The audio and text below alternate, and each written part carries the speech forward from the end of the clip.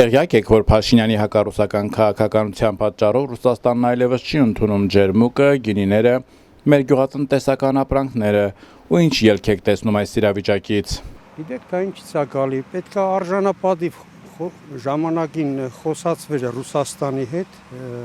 ոչ թե ինչ-որ հայտարարություններով Ռուսաստանին դեմ հանել, հասկանում եք,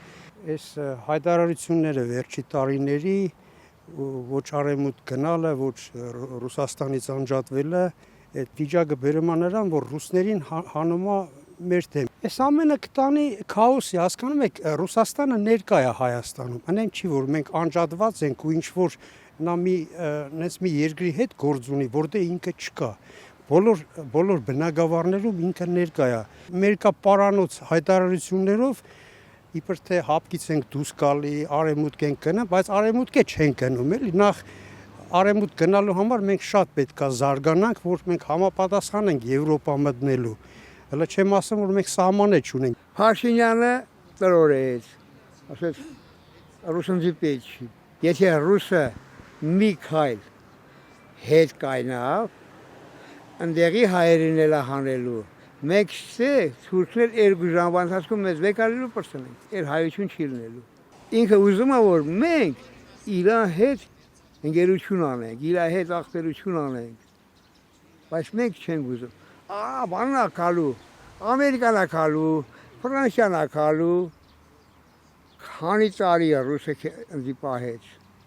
18-16 թվերին էր, այդ կոտորած որ եղավ, ով օգնեց, ռուսն եկավ, հենա ասեմ չի աղբեր, ռուսնձի չի օգնելու, ամերիկացին է օգնելու, կարող է օգնի,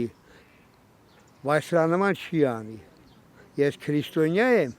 ռուսն էլ է քրիստոնյա, մենք իրար հետ հասկանում ենք, բայց մուսուլման ու քրիստոնյան իրար հետ չեն հասկանա։ Իմ կարծիքով դա մեր տնտեսությանը, Հայաստանի տնտեսությանը շատ մեծ վնաս է հասցնում։ Գլորել անդունդ, կգլորվենք անդունդ,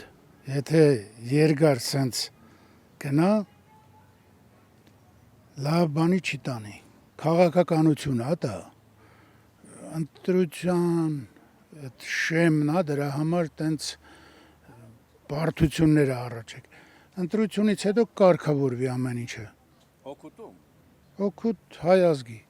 Մեր երկիրը խառնաշփոթության մեջ է, թե ինչ կլի չգիտեմ։